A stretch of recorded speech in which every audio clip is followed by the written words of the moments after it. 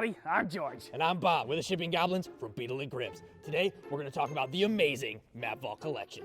And with the Map Vault Collection, you get a bunch of gorgeous two-sided maps, all scaled for standard minis. Yeah, get yours now for the Map Vault Collection from Beetle and Grimm, and all the players at your table will be revved up and hyper because the only thing they'll be able to say is... Yeah, go ahead and do it. Zoinks! Yeah, do it again. Zoinks!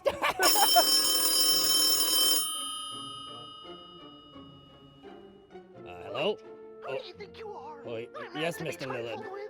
You're just some goblin. Yes, sir. You can't just go off and use my It's your voice thing. like that. I have rights. Completely. We just thought... Me. Oh, okay. I'm gonna take this right to yes, sir. Beetle. Hey, Grim. Thank you, sir.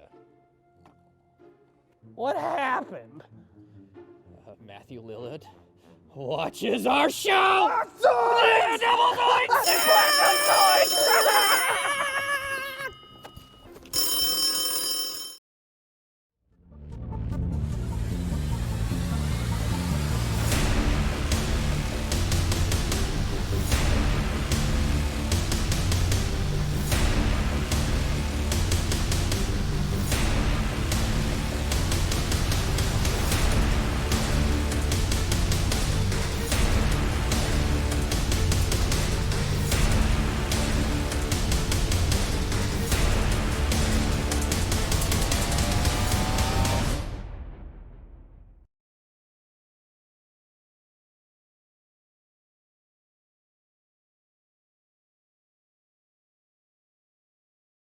Five, 4, 3, 2, 1. Here we go. Hello, everybody. How you doing? I'm just getting confirmation that everything is tuned in and working.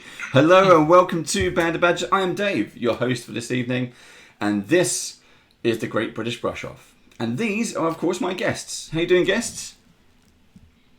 Fantastic. Everyone's waving. Hello. Hello.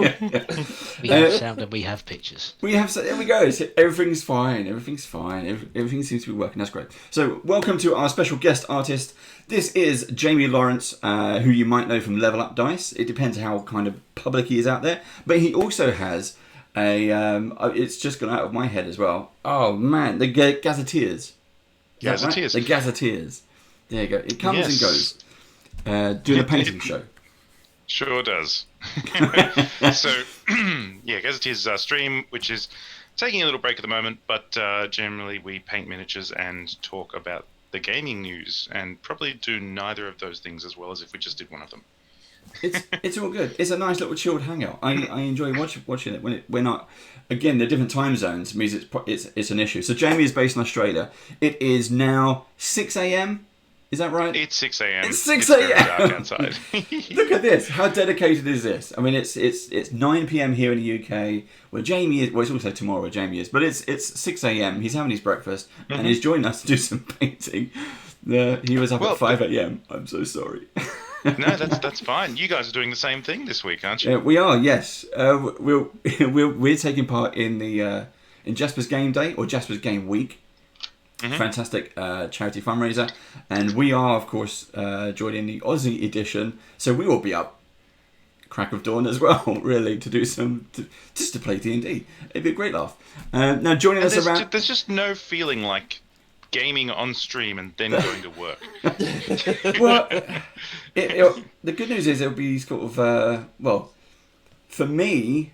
When we do Jaspers, it will be kind of lunchtime, so it's a lunchtime snack. The whole morning playing D&D. Yes, I mean the really early ones, getting up at the crack of dawn and then finishing playing D at 9 a.m. and then going off to work is the hard thing to kind of wrap my head around. But thank you very much for doing it. It's great to have you here.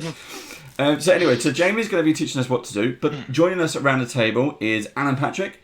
Who you may know, I don't know really, again, may know from, I would say, Dungeons & Dragons Adventurers League, because that's how I first met him. But he's also an author and a game designer. Yes. How you doing, Alan? I'm good. I'm fighting some seasonal allergies. I mustered up the courage to mow the lawn yesterday and paid the price all night. Ooh, yeah. Yeah. Oh dear. Yes.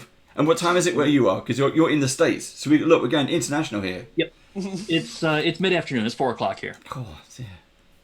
4 o'clock. We got some really bad weather here in the UK. 4 o'clock is when the weather changed.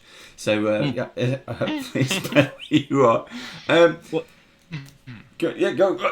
Oh, I was going to say, it was 80 degrees here yesterday, and it's 60 today, and it's humid, and it's threatening to rain. So thanks for the bad weather. I really appreciate that. we have something like 70-mile-an-hour winds with hail and rain, and it just came over. It was like a spaceship. Just you saw the shadow coming over the house. It's like, ooh, here it comes. Oh, that's terrible. It always is. Now, thank you always to Beadle and Grimm. They don't just support this show, they support everything we do. So it's a massive thank you to Beadle and Grimm. Also, thank you to WizKids and VMuse at WizKids for providing these minis that we're going to be painting. We are painting today the Pathfinder Battles Paizo-inspired male human wizard. So we're going to be cracking those open in a sec. But I'll give you a rundown of the rules in a bit. Thank you to Vallejo, who make fantastic paint. And thank you to all of our supporters. Now, you'll see the change, but in the promo box, in one of the corners, there are some various discounts. And in those discounts, just save yourself a few quid, pick up some bits and pieces. And Alan has kindly given us a discount on one of his books, which is on DM's Guild. So do check out the links when it'll go into live chat, and it will go into bits and pieces. But do check those out as well. It will save yourself a few quid. It's a fantastic story. Much like my snack, it's all worms. Yes. And worms as far as you go down. If you don't know what we're talking about, pick up the book. It's fantastic.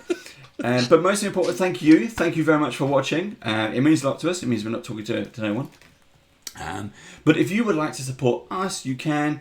Twitch channel, Prime, sub things, just go off and do that, because it means that we can do content like Mondays we have the Great British Brush Off, Tuesdays we have Vazen, Thursdays we have Rise of the Runelords, Friday we have a brand new series from a Starfinder series on Friday. I've lost the plot now. Saturday we have Descent into Avernus, and Sunday we have War Badger. Yeah. So do check that out. You would have seen it on the pre-roll if you caught it in time, but do check us out. Now, what we do as Band of Badgers, if you didn't know, is we support writers, artists, designers, and creators, not just here in the UK, but all around the world. And it's a big celebration. And what we like to do is get you on here, play some games, paint some minis, and basically do the Badger Bump. It's we keep calling it the Badger Bump. That was the Gallant Goblin coined that phrase. Thank you, Theo. But yeah, sounds like some sort of 60s dance, doesn't it? It is. It's nice to have. And if you would like to come and play or paint with us, you can. All you have to do is join our Discord community to do that. Once we see it, we've got some charity fundraisers coming up, we've got some one shots coming up, we've got some short adventures coming up across all our games, and some new ones as well. So you've got to be in it to win it. Make sure you're there, because we will be going and trying to get some new players. So we can mix it up a bit, and that's the whole point of it. Right, so now that spiel is out the way, this is what we're going to be painting. So today is the Human Male Wizard. We've already got an idea of paints if you've seen the socials that went out.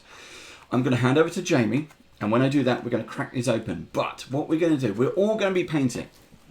But Jaime is going to get to judge myself, Steve, and Joe. So in about an hour and 45 minutes, he will get to judge us, and the winner will get the Star Painter Award. Okay, it's a gold star, just purely for bragging rights. It won't be Joe. Certainly not for the gold dragon behind you, no. No, it's definitely not for the gold dragon behind me, unless they send me another one. And then I'm using it in game, Steve. It's my ancient white dragon that you fought on Thursday. You know, we're still using it. So we're going to crack these open, but you at home, along with Alan, will get to judge the runner-up. So there's a silver star up for grabs as well. So if you want to do that, bear in mind. But Jamie's going to take over now, and it's just kind of painting tips and tricks along the way, general advice. We're all painting the same mini, and slightly different. You will get to see how we all do. And this is it. Steve, is this officially the 20-hour program for me? Yes, it is. So I've only been painting minis for 20 hours. No, sorry, No, 20 last one was 22 hours. It's 22 hours. 22 hours. hours. So there you go. We'll be doing that. So anyway, I'm going to switch the cameras so you will all see me. Excuses already, Dave. Just throw it out there. It'll be changed. and away we go. So 20 hours. That's actually pretty cool. No pressure on this whole No thing. pressure. But things open. being a judge is exciting. You guys, I've seen some of your work, and you're not that much better than me. All right, let's have a good look at this guy. This is totally the guy I'm going to paint. Look at that zappy effect. You went for the zappy one, yeah. I'm going to go for the stop with the arm out, I think. Mm-hmm. So, God, it's a tough call. I think there's one really important thing. You can do both as well if you want to do both. You can do both. Sometimes I try to do both. I think you may So one overestimate really important thing, as soon as you get this guy out of the box and get ready to paint him, is I always like to start by figuring out where my metal bits are going to be and painting them black, because metal goes really nicely over a black undercoat. Okay, I have not actually tried that before, so yeah, this is good. Oh my goodness, I've been useful. So I've also got some special effects paints here that I'm going to use, which will make the magic items a bit more magic. I'll show you later on when I get to those, but the wizard doesn't have a lot of metal on him. Just see if you can pick out some bits and pieces that might be belt buckles and that, and you'll find that it just gives it an extra shine at the end. In the meantime, Alan, your library is amazing. Thank you. I say that to him every single time. And I've told him he needs a show where we just go around the bookcase. You just literally hold the camera and go along. Go stop. What's that one? Just check out the bookcases. It'd be great. We need a story time. You know, I could probably do content on demand. Just grab a book and do 30 minutes of stories. And literally just do just show us what the book is. And you've got some old stuff on there as well. Some stuff is not even can't be found anymore. One of my favorite things, Netheril. Yeah. And not entirely because I've been producing a bunch of Netheril inspired content for 5th Ed. So, is it all D&D there, or have you got some have you got some branched out stuff? The majority of it is Dungeons and Dragons, but I do have a significant amount of other content as well. I've got all of Pathfinder First Edition, with the exception of I think 3 of the adventure paths. Got all the Star Trek Adventures stuff. A big chunk of Star Trek Adventures, very cool. The non-D&D shelves are in constant flux. This is all it looks cool from a distance, but it's all referential. Very few pieces are collector quality, because I use them to develop content. So if I'm going to be working on a project for when I did Star Trek Adventures, I went and picked up a bunch of those books and sure, did some of that. That's so cool. Are you big? I mean, I imagine you're a Trek fan of some descript. I'm sorry, say again? I imagine you're a Star Trek fan of some descript to be working on that in the first place. Yeah, it was completely unexpected to get the invite to work on their organized play, to write one of their adventures, and oh man, it was fun. Do you have a favorite show? You know, Discovery has quickly risen to that position. It's very good, isn't it? I enjoyed Discovery. Not prepared for how good that show would be. The story beats that it hits and the intensity with which it hits them. It is the Star Trek show that I didn't know I needed. I love Discovery for the fact that it gives me a lot of the DS9 vibes, where it's actually tackling sort of genuine life issues that that may get lost in some of the loftier Trek. Yep. Yeah, I always enjoyed DS9 as well. Yeah, great show. The other thing I didn't expect to like as much as I did recently is Lower Decks, which is bizarrely fun. Not very exposed to it. I only saw one episode. Ah, well. it's Star Trek played for laughs, which is, I mean, in retrospect, Star Trek's always had some bits and pieces that were played for laughs, but this takes it to another level, and yeah, really cool. I've heard really good things. All right, so I have picked out some bits that I want to be metallic. Mm-hmm. And I'm going to move on to some base coating in a second. Just get some flat colours on there and then see what I can do. In the meantime, I suppose I should switch back to my face cam and host this show for a bit, hey?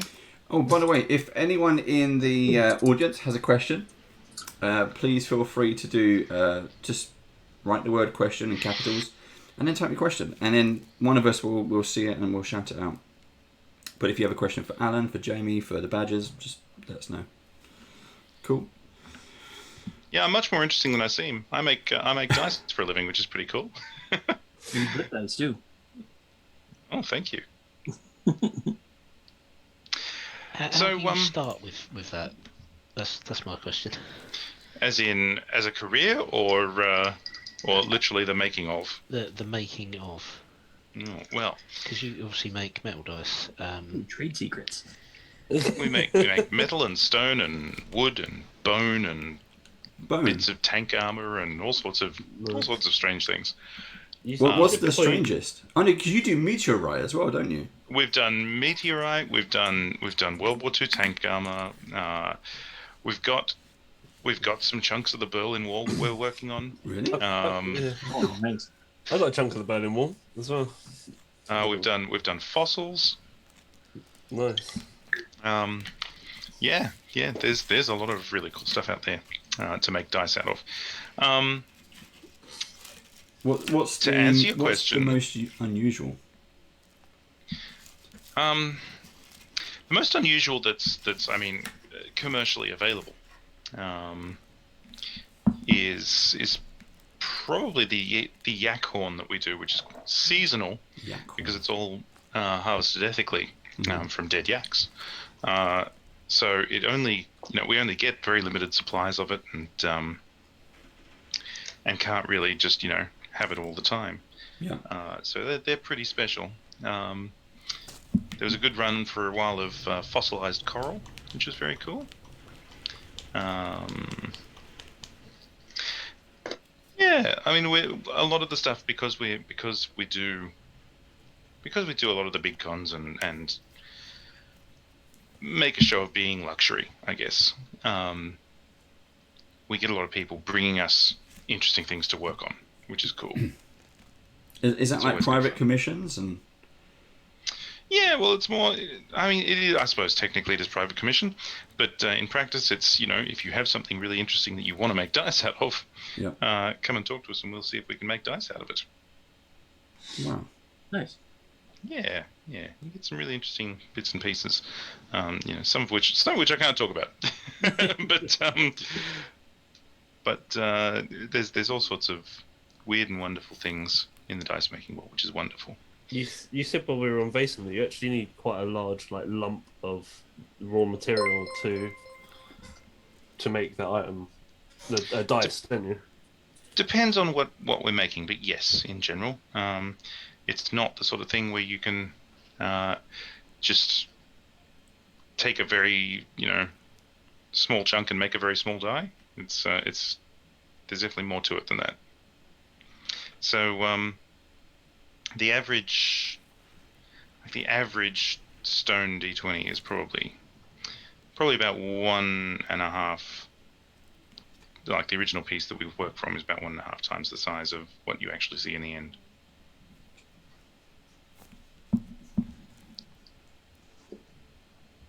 Which is pretty hefty amounts of stone, all things told. How do you work out that they're weighted correctly as well? If you're using raw materials, we've got yaks things and stuff. We have a funky machine that does that for us. Is the answer. Can you fudge the machine? So are you banned from casinos or something? Can you? We've made dice for casinos, so Wow. Oh, that cool. would be a strange thing to be banned from. But no,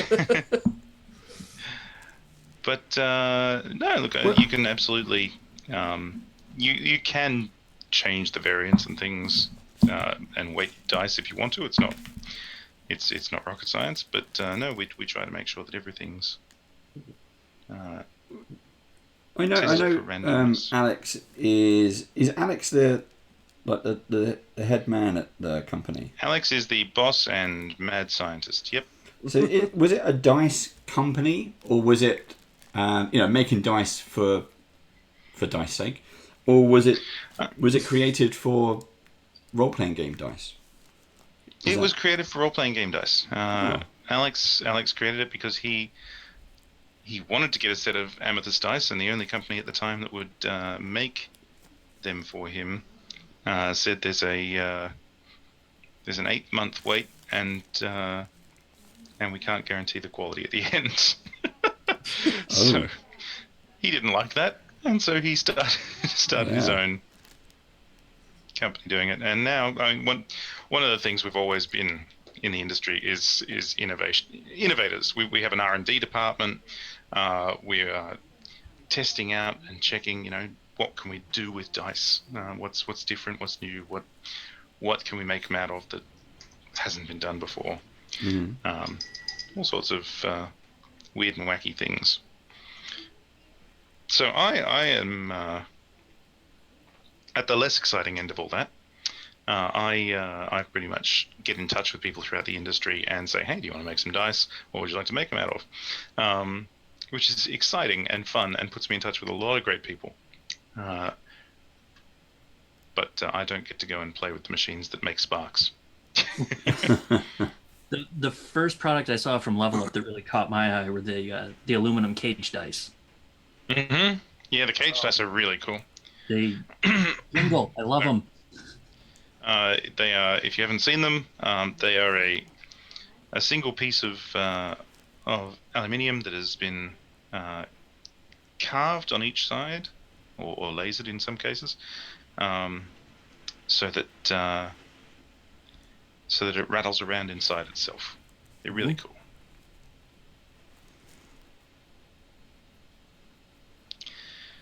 What's everyone's take on this guy's jacket, or coat, or robe, or whatever it may be? Blue. Yeah, the blue guy on the back of the box, because I'm painting that one and I'm using that colour scheme. I'm using Vallejo Imperial Blue, which is my go-to blue at the moment. It's a beautiful shade, especially when it dries. You probably can't see it that well there. But yeah, it is a nice colour. It's a really bold I'm a blue. big blue guy. I'm doing I'm attempting a bit of blending here, to get it to go from green down to blue, via turquoise. But blending is difficult and not my specialty, so we'll see how it comes out. But hopefully I'll get a little bit of a shift in the colour as we go.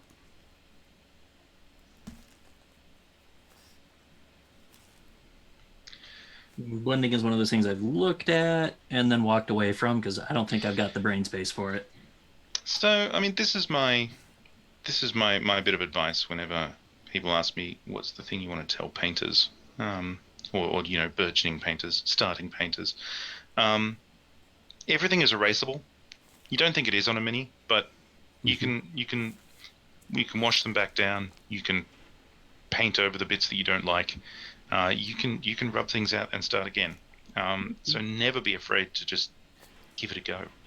Take a swing, because the worst that can happen is nothing, and the best that can happen is everything. Yeah, that's fair. So, like I said before, I'm not the world's best blender, but the only way I'm ever going to get better is by giving it a go, right? So I'm always encouraging people to just give it just try. Play with your paint. I have had way too many happy accidents to discount it. Yeah, that makes sense.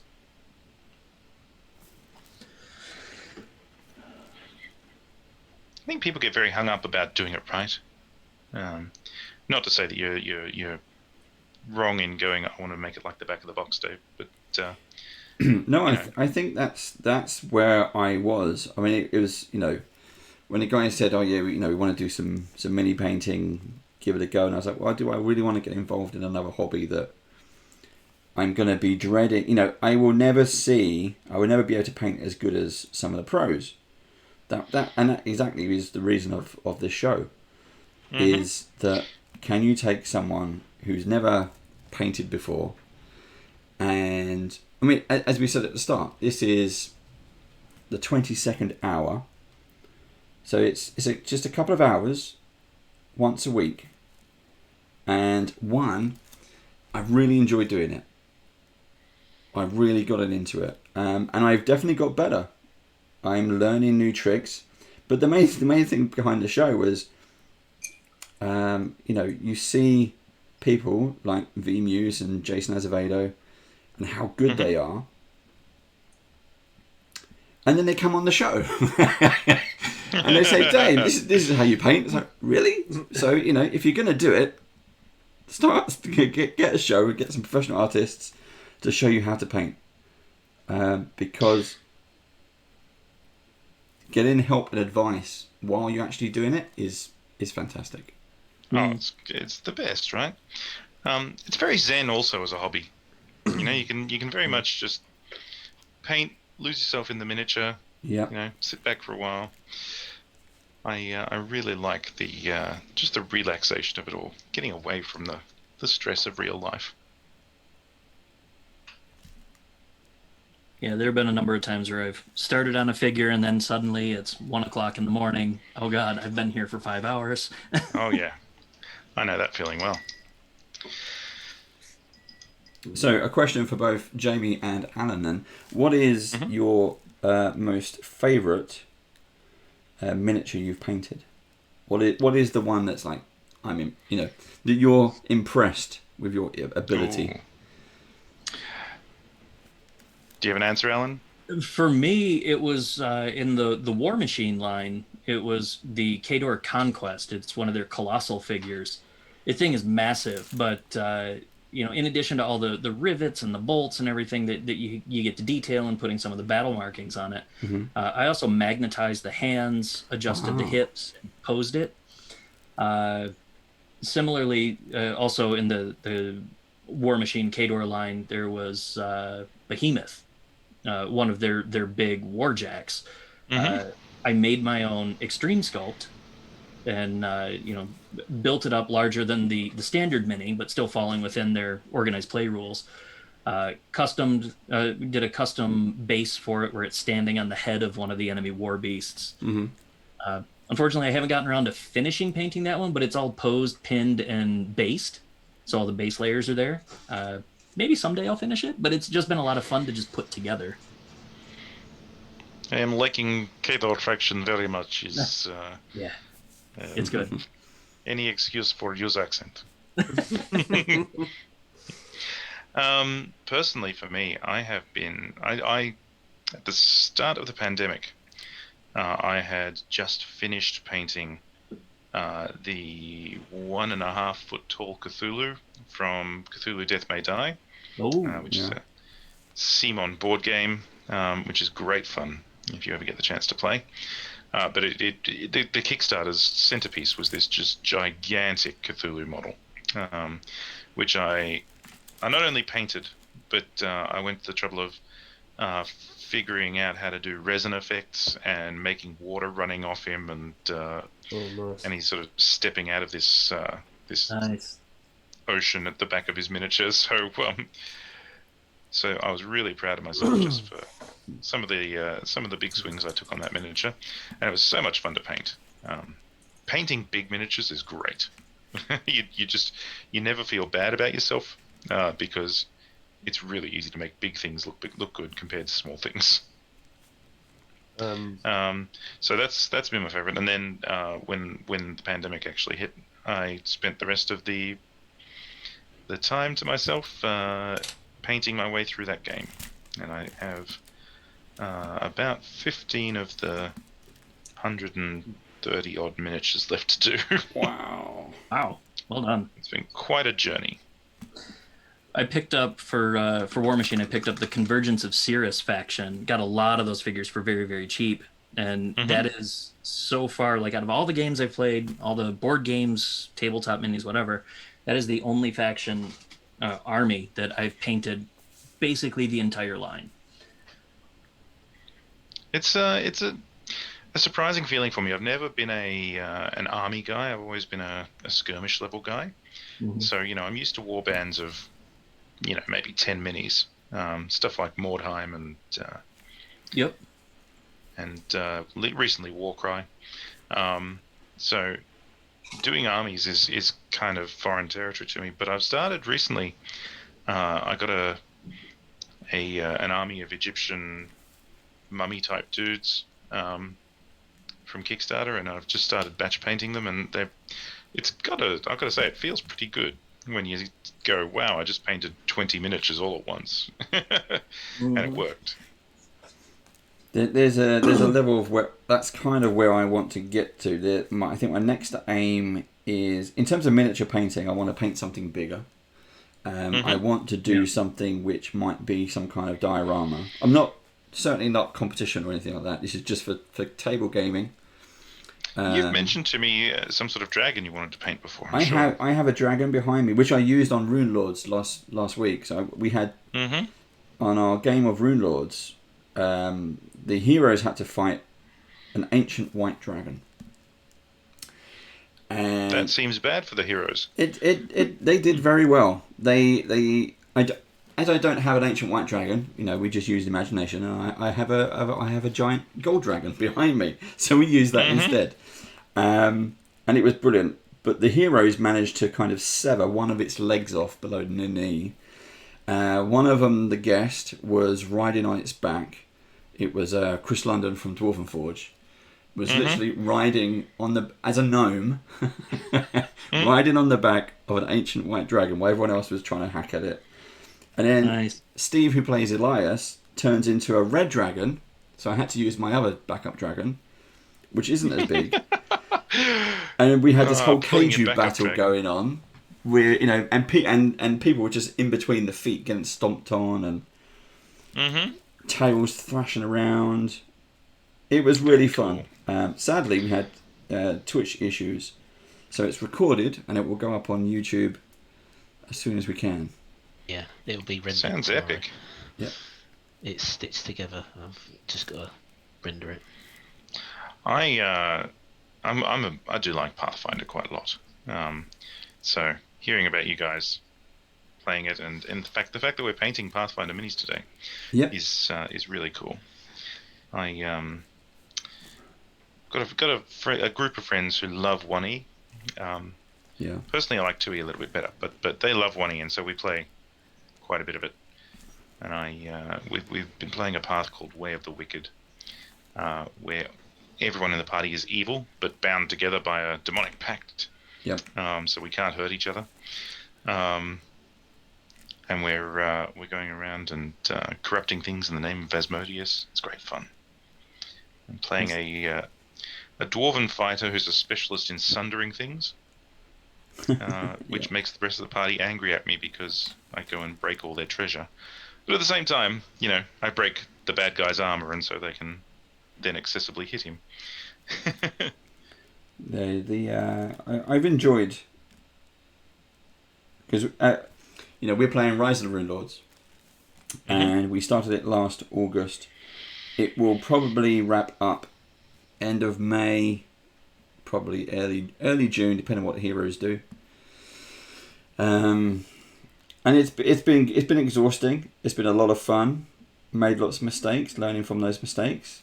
And what we'll be doing next is, I'm not going to do another kind of huge, almost year-long epic, but we are going to be doing some short stories.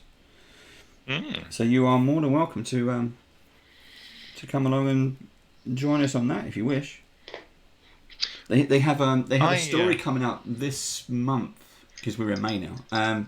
Malevolence. Have you heard about Malevolence? I don't think I have. It's just a plain adventure, so it's one floppy book, and it's all set inside a haunted house. Ooh. And that's it. I do love a good haunted house. So yeah, I bought that. It's on pre-order. So we probably won't get round to playing that straight away. We're going to be doing the beginner box at some point. We're also going to be doing some Symbaroum. Very cool. I also want to be doing Alan's book as well. So is that what you're going to call the show? Alan's book? Yeah. It's a top secret name. It collects a bunch of the Caius adventures that I've written for Dungeons and Dragons. I have got some very funky paint here that I'm going to show you guys.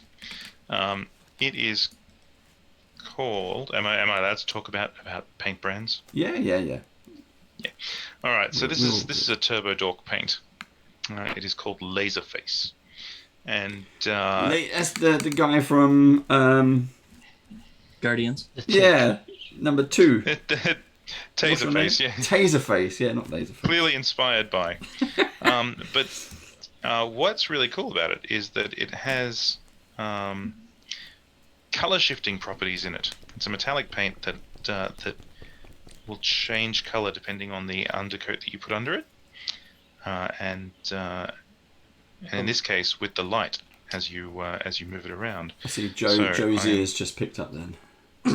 Giving this guy some magic boots that are seriously magic. And if we just get enough of it on there that the camera can see it. Yeah, I've got a load of the same sort of things from Vallejo. Mm-hmm. Yeah, they've also got a range of shifters. They're very cool. And I love doing, when I'm painting miniatures, if it's an adventurer, I love to give them magical bits and pieces. So let's just see if we can get the camera to play nicely here. You're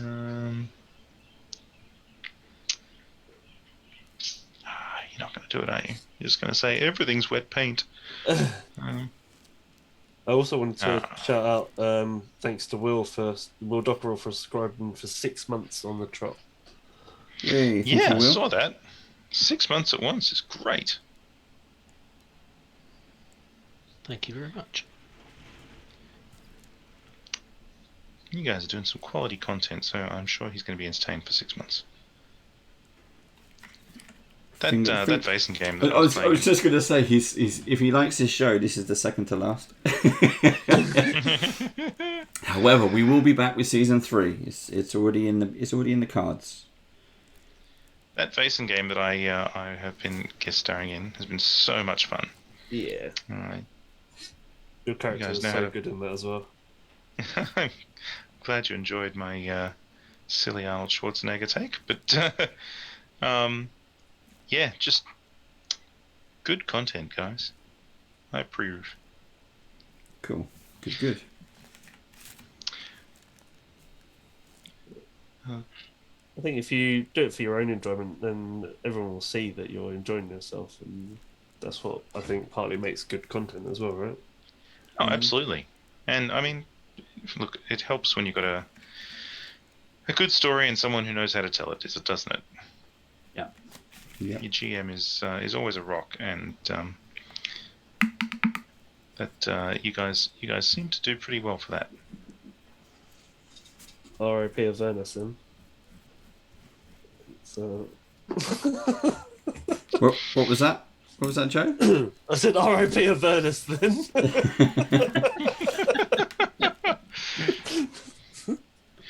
Pretty much.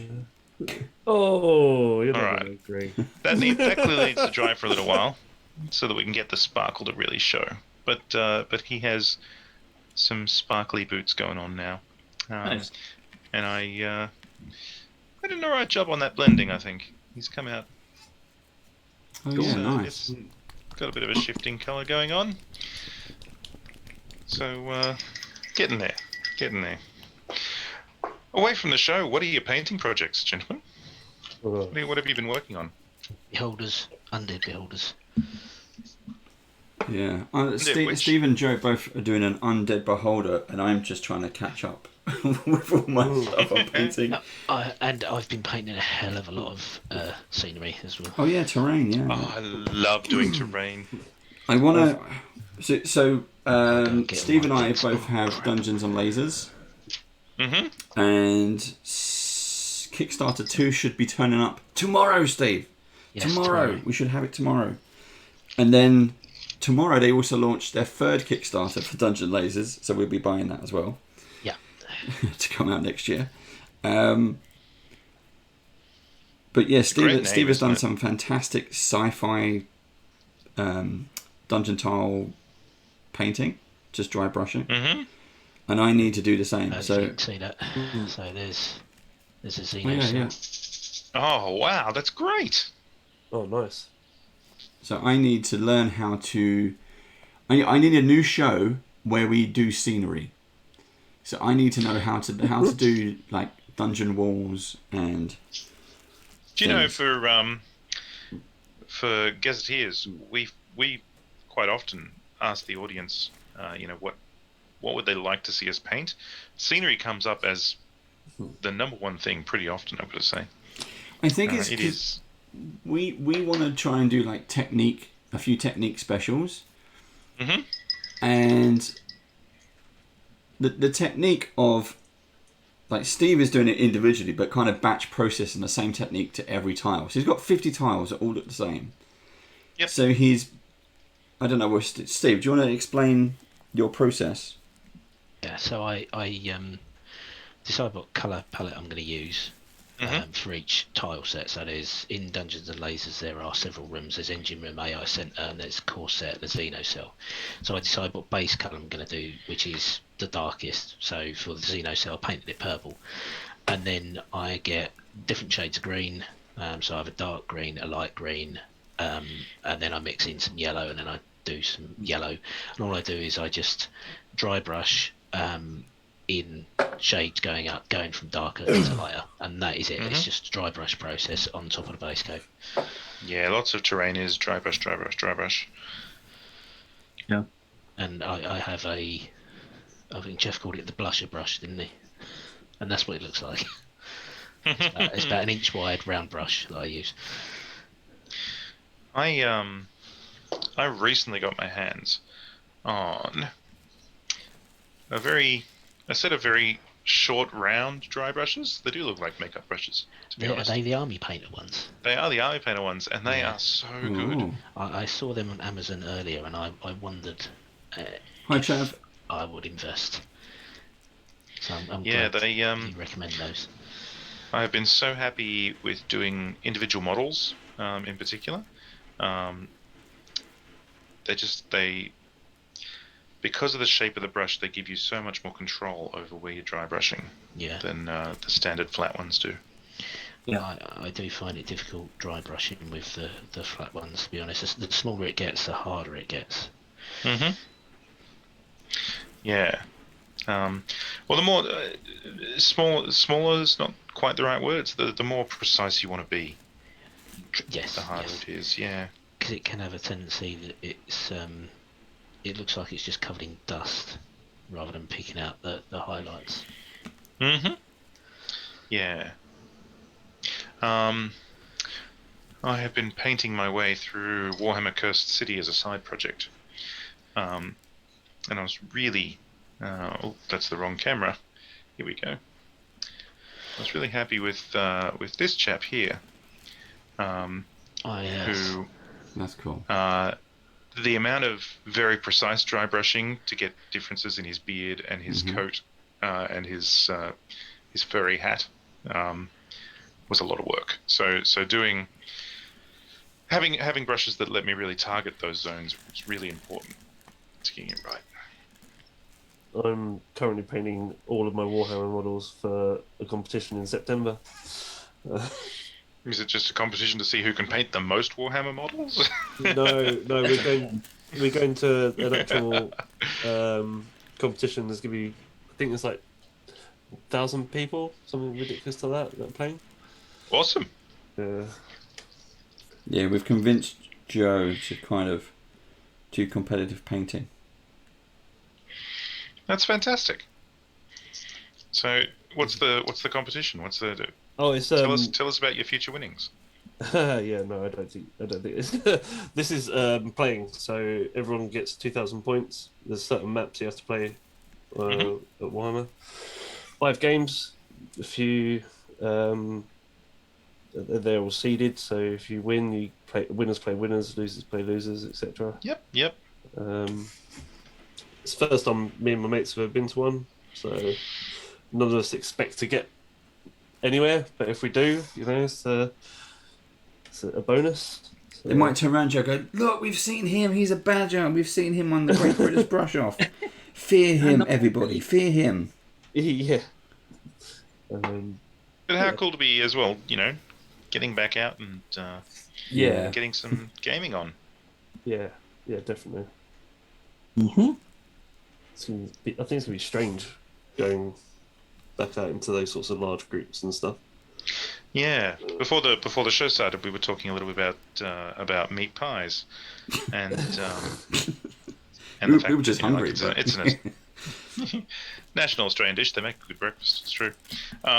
National Australian dish that we stole from Cornwall, and for me, like getting out to the pie shop has been an adventure. It's leaving the house again and doing things is cool but scary. So going and playing is awesome. Very exciting.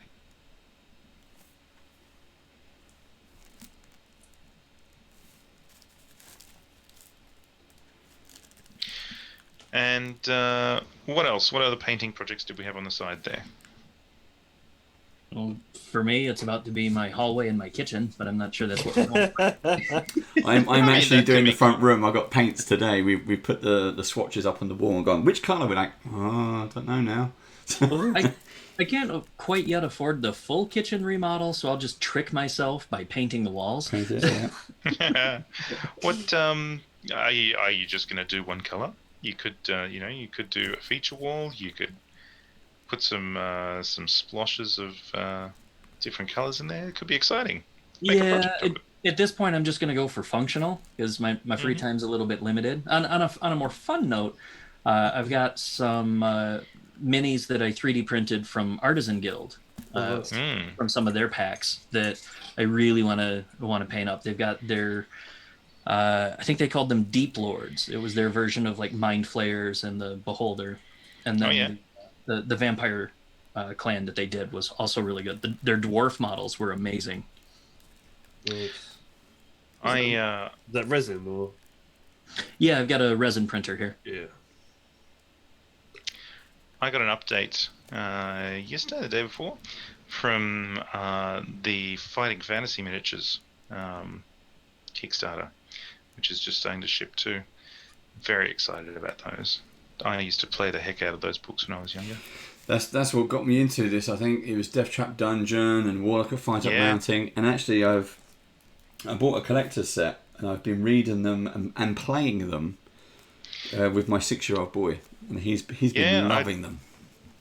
My son is 13 now, but I did the same thing when he was about the same age, and it's fantastic. Just choose your own adventures on steroids. Yeah. It was weird as well because I picked that up. Oh, it must have been about. I was probably 8, 9, or 10. And it was in the library, and it was like, "Oh, what's this? What do you mean?" Turn to just you open it up. It's like, "What's this?"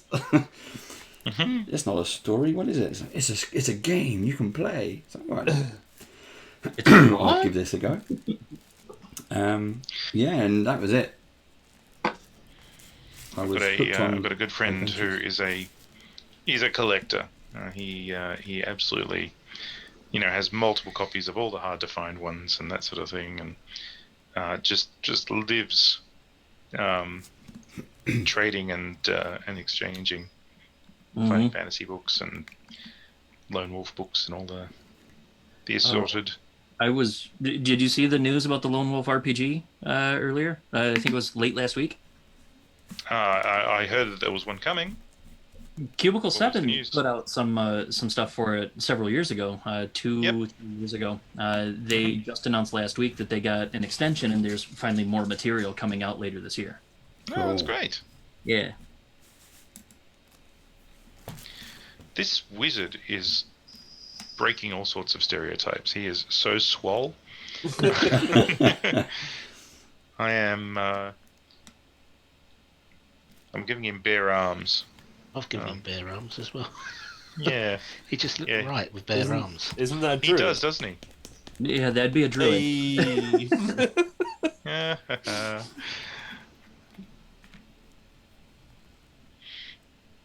They'd say we saw that coming, but clearly there's no diviners in the audience.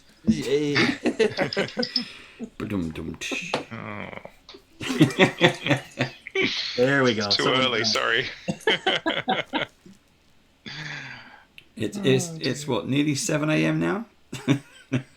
Yeah, working on it. 6:55. That's what I mean. Don't put your paintbrush into your cornflakes or anything like that. We've got daylight behind you now, look. There you go. Yay! that wasn't there. Oh, in fact, we can see the moon in the background. Wonderful. Oh, fantastic. It was like when you were playing Vase and it just slowly got lighter and lighter and lighter. And then when we finished, it was like... Yeah. The other end of daylight savings is my friend. This end takes some work. Oh, damn, I've missed his swollen thews. Mighty Thews. I do love a bit of Conan. One of my favorite Twitter accounts is Conan the Salaryman. I've not seen that. Okay, tell me about Conan the Salaryman. It's Conan as if Conan was working a 9-to-5 accounting job stuck in an office. Mm-hmm. It is fantastic. Is there just excessive use of the word troth? Oh, I'll see. I might be able to bring up a sample. There are some entertaining and strange Conan bits of the internet. Seen Conan the Barbarian, the musical? I have not. Oh, that is magnificent. When you have a moment and YouTube, make it happen. Because Crom, where is the wizard that killed my mother? Is is the show tune of the future. Hi, Jeff Hunter in chat. So one of Nice to see the you. one of the samples there, biting back a blistering oath as yet another clumsy coworker bumped into the back of his chair. Conan bitterly reminded himself that he had endured far worse than this new office layout. Still, he'd been aboard slave galleys with wider walkways. I absolutely adore that it's written in third person as well. Mm-hmm. That's the best way to tweet. Conan glared at the gray concrete spire rising from the ground before him. By Mitra, the dogs inside had best have something for him to do this day. He tightened his sword belt and stepped inside. Ah, very cool. I have found my new Twitter obsession. Thank you.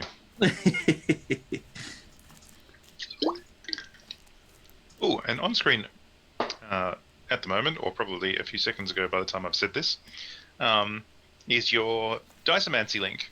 If Yes. you guys go and buy dice from Level Up Dice, make sure that you use the bit.ly Lud Band of Badges address there, because then you'll be supporting the Band of Badges with your purchase, and they will get funky rewards, which I love to give because that's another thing I do.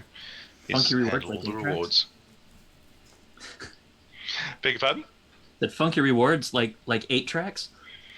Yeah, we do a mixtape and send it over. That's Excellent. You know, I'd be up for that. That'd be fine. That'd be fine. Yeah, so the Level Up Dice team have a was it the Dicemancy program? That's the one. So we basically we support content creators by giving them a bunch of funky rewards for their time and effort in supporting us. And as you get more use through that link and appear on streams over on LUD TTV, you rack up points and get funky stuff. Cool. We personalize a bunch of stuff. We'll make sets with you. All sorts of cool things. Nice. Yeah, Dicemancy's good fun. Yeah, we don't actually promote it as much as we should do. It's in that box and it sits there. But yeah, we should do more. We have a whole idea of what what the summer shows are going to be looking like. Mm-hmm. Do we get a sneak peek, or is that? No, it's all in my head was at the that a hint moment. being dropped? It's all in my head, and me as my day job as a designer, it is I'm a digital product designer, Oh, yeah. and it is all in my head. What sort of products should we be looking at for your name on anything? Some of them are actually secret because I've done stuff for the government. I've Cool. done stuff for various bigger companies, and Like laser watches and underwater cars? well, cars, yes. I've done 2 contracts now with McLaren, and it's basically working with experimental tech. So, putting digital dashboards onto your windscreen on the inside of the car for the driver. Oh, that's really cool. Oh, good. So it's a lot of fun actually playing with stuff, and they just say, right, here's an idea. What can you do with it? Yeah. So you have no limitations. Right now, I'm working with Joe actually in a company, a pension company, finance company, which is very, very different than working with experimental tech. It's as fun as it sounds. Pensions. Working for a pensions company. I look forward to the day when I can have a heads-up display and turn on the car and it tells me engines online, weapons online, all systems nominal. You can. Weapons on the feet. Do you live in Detroit? We did that. We did all of that. And the usual thing, it's Kit from Knight Rider. We put the voice in because you can download it and put it in as a module. We did loads of stuff, but yeah, we had weapon systems. Wow. We used was it torpedoes? We had everything. Just this car could just. We had loads of Star Trek. We had loads of Doctor Who, all just plugged and programmed into it. It was great. Very cool. Nice. Just because we can, and just because we could. It's nice the to be able best reason. to have a bit of freedom. Just go, yeah. What do you want to do with it? And that was great. And then even before that, it was private jet company. Again, experimental tech. And when you sit next to a window on a flight, rather than pull down the shield, the blocker, the blind, if you want to go to sleep, now you just tap it and you have the privacy glass, which can also come up with you can verify the weather of where you're going to land, current flight speed. You can order a drink if you're in first class. Huh. But not if you're anywhere else. No. Screw those guys. Yeah. So there's lots of good fun, lots of stuff. I've worked with Nordisk with systems that regulate diabetes, or people who've got diabetes. Mm-hmm. It can talk to your phone. You have this device that plugs into your body, basically under the skin. Yeah, I've got a friend who's a cyborg. Yeah, and all that talks to your phone. And we were doing a system. That was a charity fundraiser, actually. It was for cyclists. So if you were a cyclist and you were diabetic, you could have this system that you would attach to your bike, which was your phone, and you could have readouts whenever you needed it to, and that would then get fed back to your team, your management team, who are watching your progress. It had GPS tracking on there. It was great. Excellent. Well, it sounds like you might be one of the people involved when I have to get my next arm upgrade. My left arm is artificial from elbow to shoulder. I would happily do it. There is some really funky tech out there, and one of the things, for those of you who have got 3D printers, you've probably already seen that, is all the stuff that's out there available for these people who just invent stuff. Mm-hmm. And I think one of the things I saw was the when you've got a broken arm, and it's molded to your arm because it's like a webbing. It's 3D printed to your specific requirements, rather than just having plaster cast. Yeah, some of that tech is really cool. Yeah. What I wouldn't have given when mine was all messed up, to have something that was actually fit to me, rather than just, we'll shove it in here and then we'll cinch everything around it. Yeah.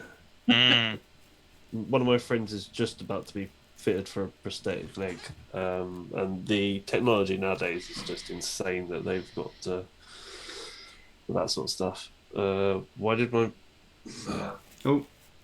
camera's just turned off? I apologise. It was plugged in. I don't know why it wasn't charging. I apologise. So just as a physician heal thyself moment, I was talking earlier about making mistakes and rubbing them out on miniatures. That is exactly what I'm doing here. I always, when I start a mini, I'm very rough with colours. I will just paint over things that probably need to be detailed later on, and then I'll come back and do what I'm doing now, which is just basically re-undercoating them with a slightly off-white, so that I can then... the cameras there, so I'm just going to swap over. There we go. We have the emergency backup until Joe's phone is on. Okay. Yeah, so I'm just going over and repainting the bits where I've gone outside the lines, as it were, and then I will reapply as needed. But it's I think it's really important to know that you can do that. I think coming back to the discussion earlier is like there's also a financial thing. You think I'll buy that mini, and if I don't paint it perfectly, it's ruined. And it's not. Yeah. You can fix it. I know because I've tried. Absolutely. And frequently, I'll think that I've finished something, and then I'll just notice a little detail. And the other day I was looking at this guy. Oh wow! It's a cool snake idol. Yeah. And I just looked at him on the shelf and thought, no, I can do a better job of those eyes than I did when I first did him. And so I just took him off the shelf and started doing up his eyes and, throwing some extra glaze on there to make it look a bit more stony. It's never finished, You can do a mini to the point that you're happy at, but if you want to sit there playing forever, you can. So don't ever think that you've wrecked it. It's done. You can always go back and have a play with it later on. Mm-hmm. All it takes is a little bit of off-white paint. Yep.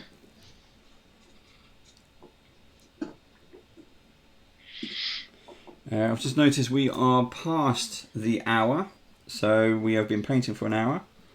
How is the progress for everyone? How long we got left? It's 10 past 10, so we've got just over 30 minutes. Okay, cool. For judging. For judging. You will be judged. I will admit that I have no small amount of relief knowing that my own mini won't be judged. Well, we do. We just don't do it publicly. Not the points, though. That's the important part. Yeah. Well, mine still has a bunch of white on him.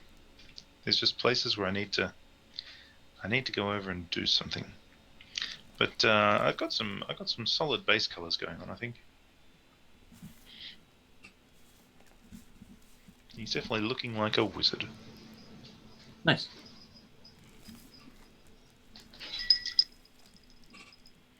Although, as I said, just so swole for a wizard. Dipped into fire.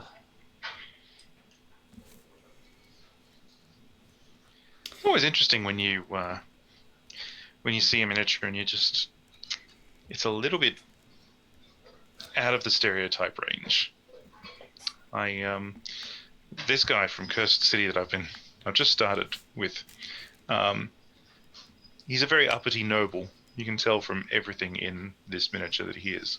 But he's wearing this fur-lined jacket, which is just amazingly impractical for someone who's wandering around, fighting vampires. And working out what to do with it took me a while. It's trying to figure out how you'd even make that acceptable in a dungeon. Maybe it just gets cold really easy.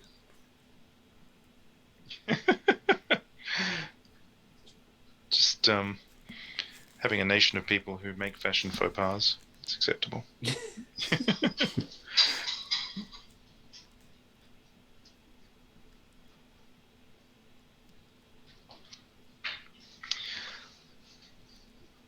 So have we all gone blue? I'm seeing lots of blue. I think so. Yes. Yeah. You're good. What is it about wizards that says blue? Elias is blue as well. Yeah, he's all blue. I've tried to blend it, so I've gone imperial blue, then turquoise, and then some green on the shoulders. Mm-hmm. Do you think there's other? Do you naturally associate other classes with colours? What colour do you get when I say barbarian? So like a very, very ice white, because I always think of Lobo. I was going to think Do you of like browns or blacks. I do like yeah. frosty themes. I was going to go with a frost as well. You always kind of get the barbarian with a bear or a lion. And then to mix it up, you want like a polar bear or some kind of Polar lion. Arctic. Yeah. Well, I like this. Polar lion, go on. Yeah, right. Like I'm down with the idea of a polar lion. All right, okay. What do we do with? Let's say cleric. What colors come to mind for a cleric? I usually go reds and whites. It's very crusadery, stoic. Mm-hmm. Yeah, I Traditionalist? would go Crusader as well. I'd go white and gold. Yeah. I always think of them as being very armored. Yeah. So I see a lot of silvery stuff, grey stuff when I think of clerics. Yeah.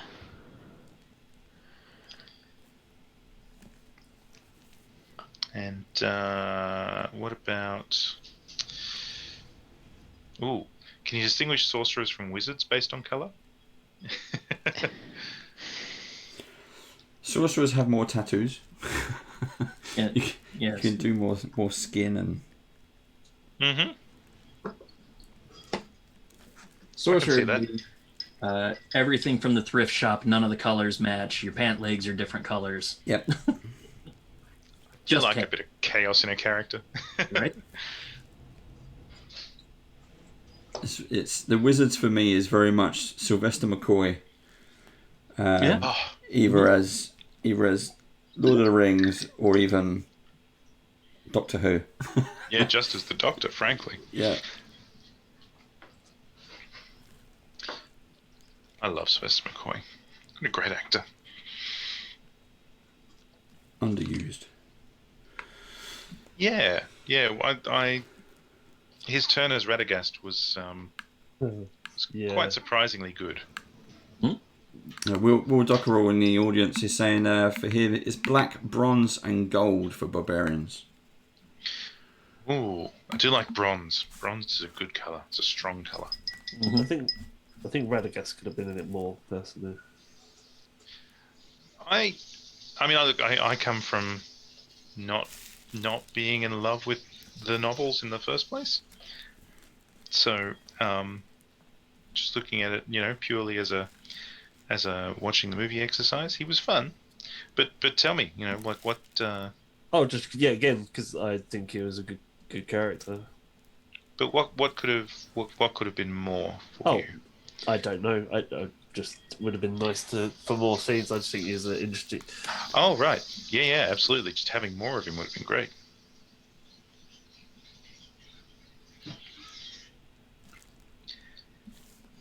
Yeah, I think Radagast in the movie was a nice tonal change. Yes. Yeah. I like. I'm given to understand from some of my big Tolkien nerd friends that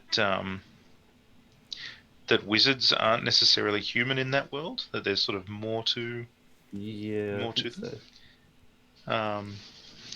So I did kind of like the variance between he and Saruman and Gandalf. He was more of a druid, wasn't he? Mm-hmm. He definitely came across that way. But yeah, the wizards for that world they're all the elder beings from the before times. Mm-hmm. It's such a. It feels like something that has passed into every fantasy novel since that there's always the suggestion of there being more than you're ever going to explore in the text. Mm-hmm.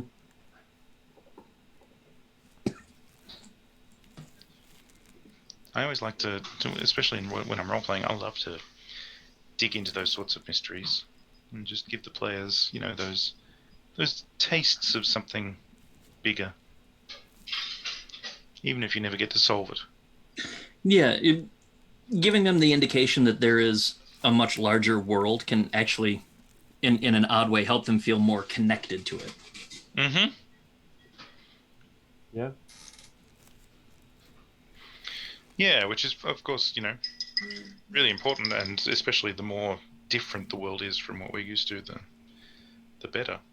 I'm gearing up at the moment for a new Sentinels of the Multiverse RPG campaign that I'm running for just a home game for some friends, and some of them are very familiar with the IP and love it, and some of them are quite unfamiliar with it. So we're running a couple of one-shots before we actually get to the main campaign, just to give everyone the sense of how it all works and what it's all about. It's a nice way in.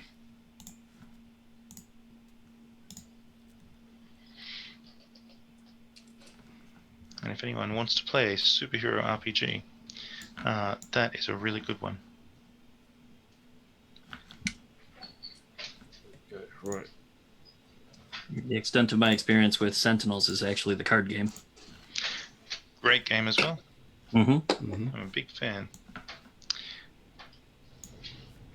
I was going to quickly ask what you meant. We forayed into RPGs. Mm-hmm. What is everyone's favourite? Which is for Alan and Jamie. What's your favourite go-to all-time best memories role-playing game story? It's a big question. Yeah. I have been running a 7th Sea campaign for 5 years, which has been like it feels unfair to say it's the best campaign I've ever run or played or been involved in my life because I'm running it and playing it and being involved in it. But but it really is like it's been such a rewarding experience for so long to be guiding these characters and telling stories with them. Yeah, it's the game and system is magnificent. It's my players have been just super fun to be around. Yeah, I've loved it, every moment of it.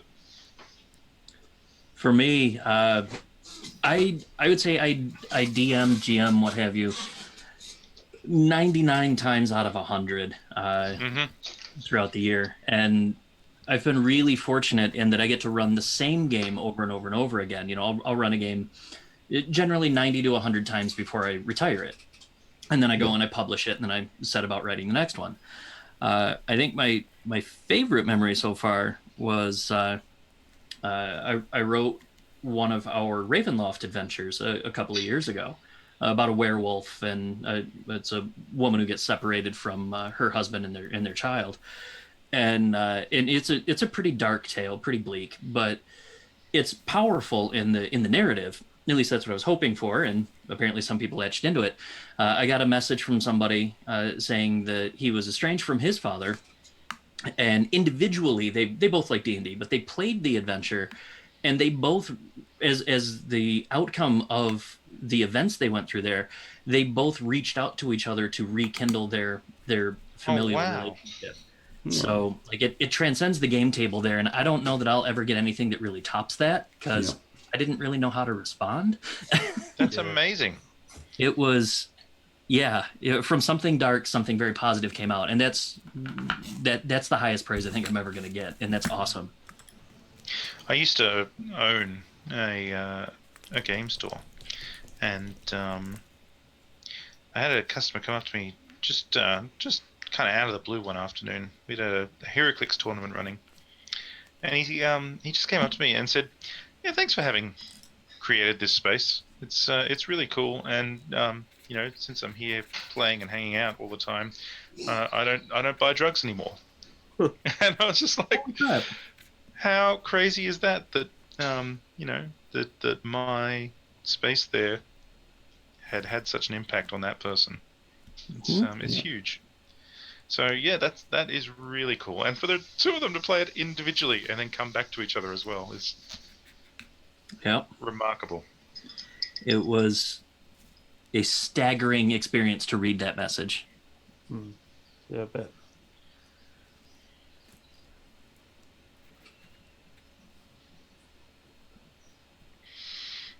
I need a splash of red for this scarf, I think. Of course, now I've transitioned all my content, and I'm, by popular demand, really, spending a lot of time writing about, you know, Caius, the worm that walks, the ancient undead worm god, and the decisions that some of my players have made as their characters. It's been really cool. They've gotten very invested in those individual stories, and one of the big ones was in the second adventure. Things were going very poorly for the party, and one of the players passes me this folded up note. And inside it just says, "I give in." I'm like, what do you mean? What does this mean? He sends me another note. He's like, "I will work for Caius if he releases the rest of my allies." So I pulled him out in the hallway, and we role played it out. It wasn't something I was expecting, but that character was retired from the organized play campaign, and it was with the player's permission and understanding. The character is completely retired because it shows up in the third and also in the upcoming fourth adventure, atoning for the things that it had to do as part of that bargain. I love That's characters voluntarily retiring like that.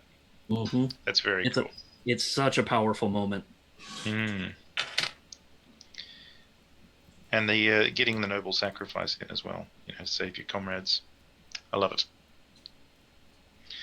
Can we rewind for a second and talk about Caius, the undead worm god? Oh yeah. So how does one come to not just creating an eldritch entity of such a magnitude, but writing multiple instances of it. So I originally set out to do just a one-shot with a, ancient, abandoned, arcane laboratory, from the societies that existed, long before the current one. It's all set in the Forgotten Realms, and it's all the fall of the Netheril Empire. So it's, it's been buried for 2,000 years. Caius has existed in D&D lore for multiple editions, many, many years, part of Cthulhu mythos. You can find that sort of reference there, ancient cosmic horror stuff. And I intended it as just like a horror themed one shot. It's all isolation horror. There's some body horror mixed in there as well. And people really latched into it. Like, why are we only finding a shard of this god? Why aren't we finding like the whole thing? Like, why aren't we finding more? So we just embellished a little bit here and there, and building on what we saw in previous editions, and some of the additional build out. It's just, like this one deity has figured out that undeath is the true divinity, because you don't age and die and you're not crumbling to dust. So like this is the true divinity, and this is what people should be shooting for. Is it though? But a wizard's going to be like, that makes a lot of sense. I can keep learning magic. Evil overtones aside, people were responding to it very powerfully. And, one of the things that really resonated with them was like, to harken back to the comment, why are we only finding a small piece of this god entombed in this crystal, trapped here? Like, where's the rest, and why is it still functioning? Because it's just this fleshy mass that can release part of the avatar. And it just got people talking, and we saw a lot of social media presence on it. We saw frankly a really good sales turnaround once it got published. So I responded to the call, and I wrote another part where you find another piece of the god, and a third part where you find another piece of the god. Well, rather, in the second part, you find where a piece used to be.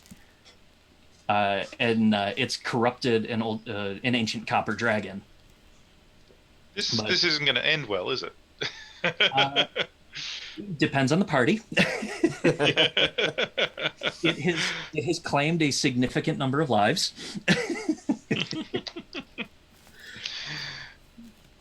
But it's been a bunch of fun, and one of the things I really enjoy is like people contacting me after they play and sharing the events of their games. Like, oh my gosh, you should hear about all these really, really off the wall things that my party did. Because they're challenging adventures. It's high tier stuff. It's intended for the the level 17 to 20 crowd. So it's a challenge both in narrative and in mechanics. Oh, that's cool. It's weird, but I like that. I never would have imagined that I'd be writing that sort of content, but here we are. I think there's something in the whole weird fiction Cthulhu mythos space that you never expect to be there necessarily. I remember when I was younger being very averse to Call of Cthulhu as an idea, because I wanted to invest in my characters and not watch them die horribly, which was all that I'd been told about the game, really. But once you play, you realize that investing in your characters and watching them die horribly is kind of a different sort of catharsis, and it's really cool. And I've come later in life to be a big fan of Cthulhu and weird fiction and the whole thing. But yeah, I can very well imagine that it's not where you picked yourself as your future playground. It's been exciting. I will definitely give it that, and I like it. But every now and again, I try and sneak out and do something that's a little, silly or off the wall, and immediately, like the first review that I'll get from somebody, be like, "This was pretty good.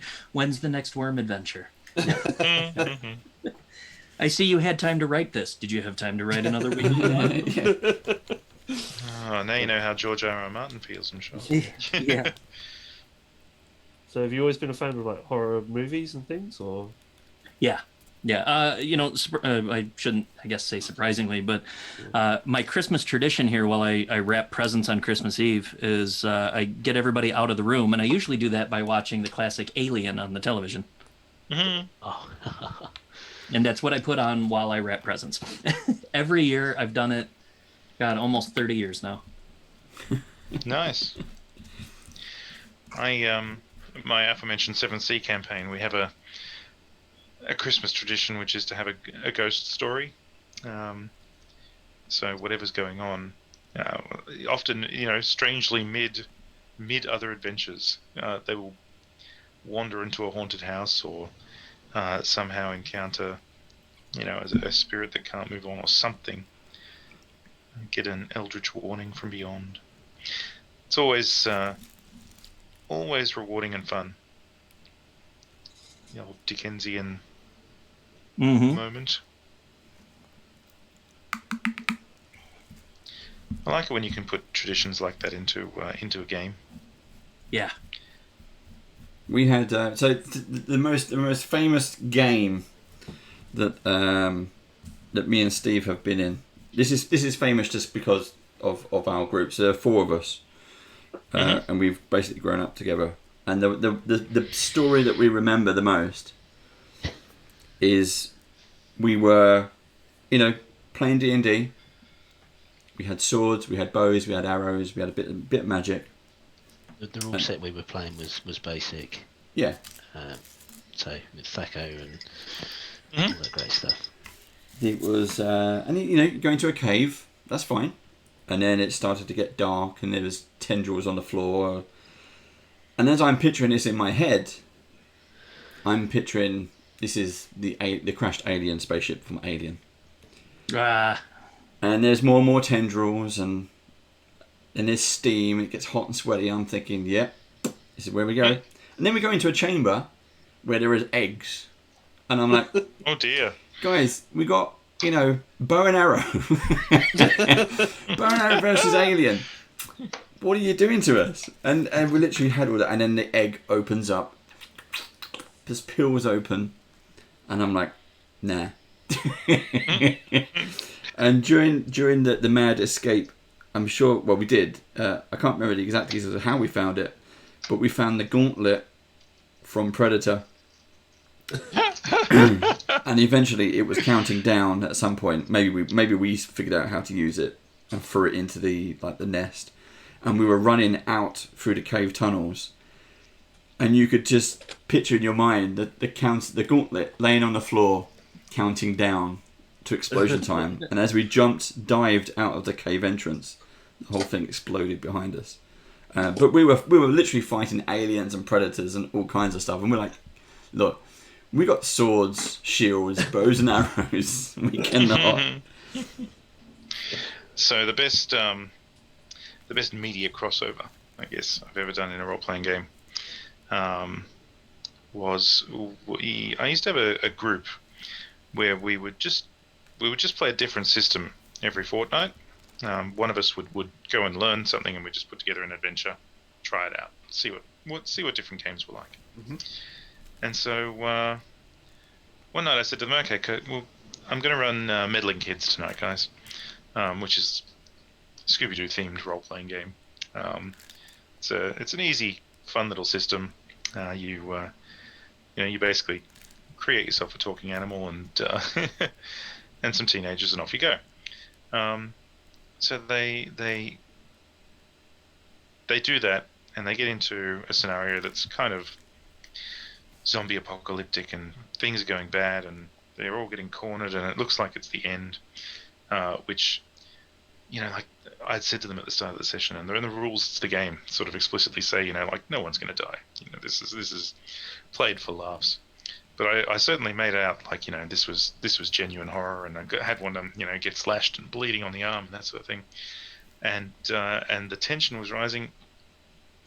And then I said, and then you hear this strange mechanical grinding sound, and something starts to fade into existence in front of you. It's this big blue box, and and at that point, I took their character sheets away from them and handed them new character sheets for the Doctor Who RPG, and we took over from there, playing a different RPG in the same story. Nice. Good fun. Couldn't do it with everyone, but with those guys who were literally just there to try out new systems and play different things. Yeah. Spot on.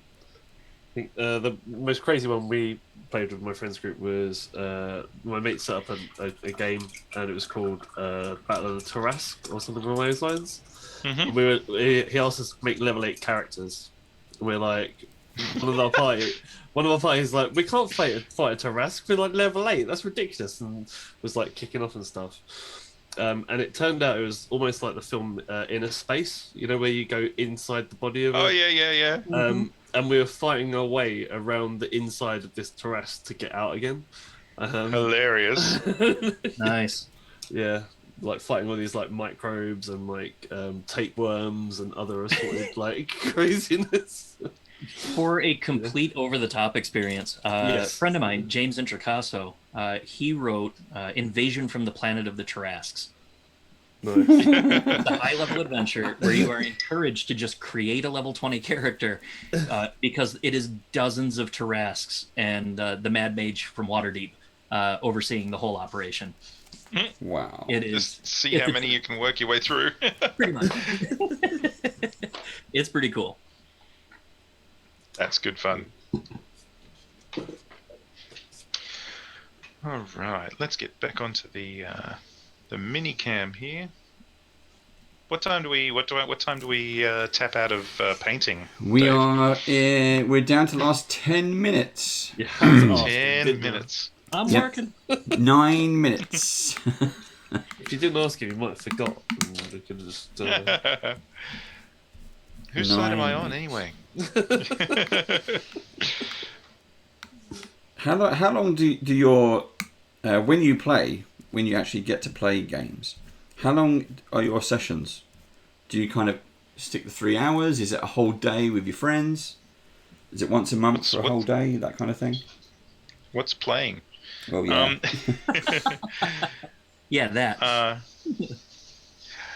Generally speaking, I like to run a good 4 to 5 hour session. Yeah.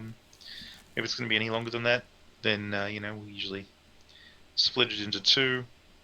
You can have 2 on the same day, but have a break in between, walk away for a while, discuss the narrative, that sort of thing.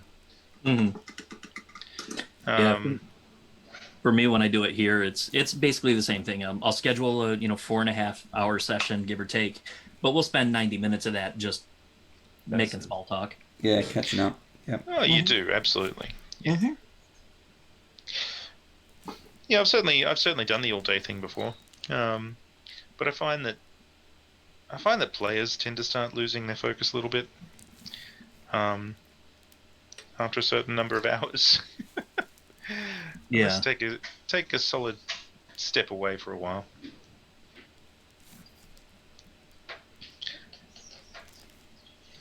I do like to get through more content, though. It's always nice.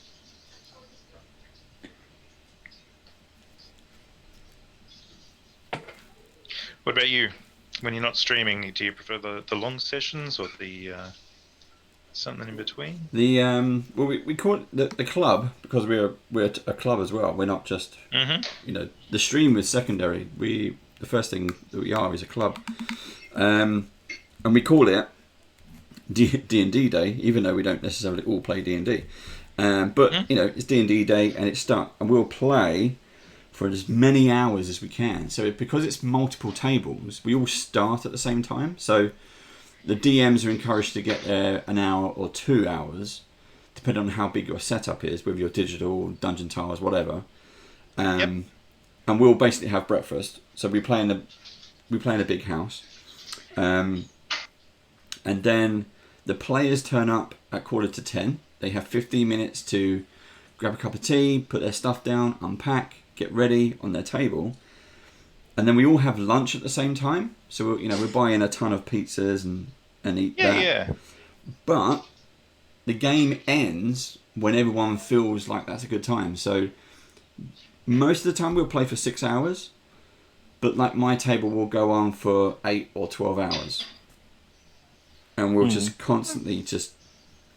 And it's great. It's a fantastic release. At the end of the day, we pack up, we go home. It's fantastic.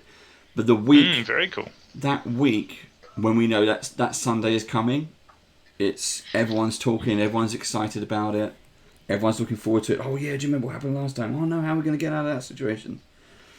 It's really good fun. The buzz is amazing. That. Yeah, I love that buzz. I live for that buzz. I've got to say, the number of conversations I have between sessions with players individually, always fun. Where they're talking about what they're going to do next time and how they're going to get out of this one, and tell me more about that part of the lore. It's always good fun. Are we gonna have like 2 days of downtime so I can do this cool thing? I love those conversations. I DM for my friend group, and so does another couple of mates of ours. But one of them, he's always like, "Why is it always you that comes to me as soon as we start a new game?" And you're like, "I want to do this particular weird thing. Don't tell the others." And they roll their eyes and say, "He's pavelled it again." Yeah. Yep.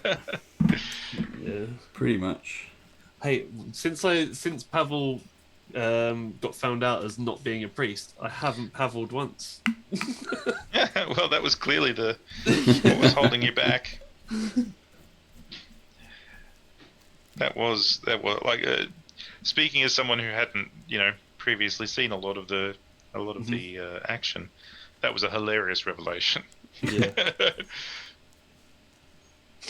Yeah, I like things like that catch the rest of the party off guard a little bit.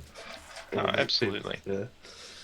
I think it's interesting things to do with your party or to play. Do you know what I mean?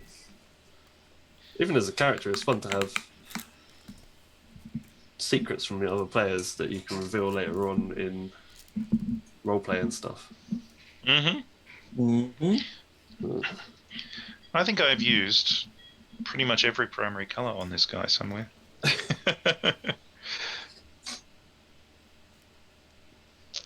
Wasn't intentional. He's just a very colourful wizard.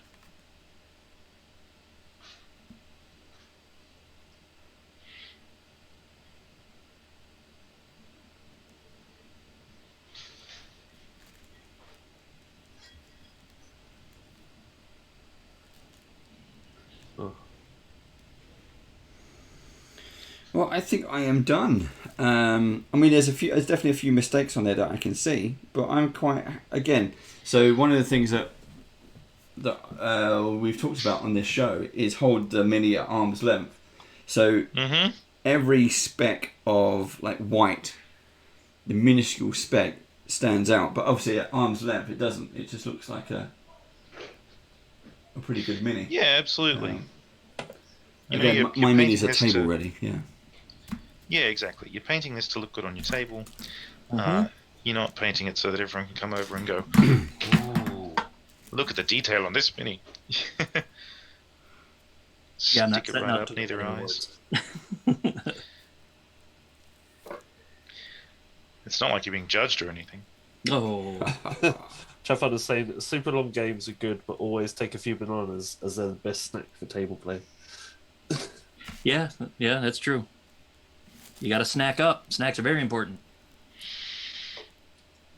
Also, anyone who shows up at my table and shares their snacks with me, they may get preferential treatment. Just saying.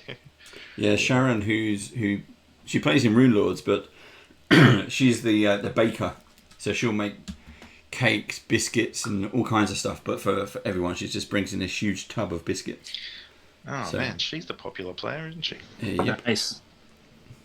Yeah, I'd always make sure when we're playing at work in our work games to bring you a packet of Maltesers to get inspiration. You do. How to get inspiration from your DM 101. Bring the Maltesers. It is. It's the apple for your teacher. It's here's Maltesers. Here's your inspiration. Thank you very much. Nice doing business with you. Yeah. Here's some Maltesers. Don't kill my player. don't get my character. Or go buy me a drink.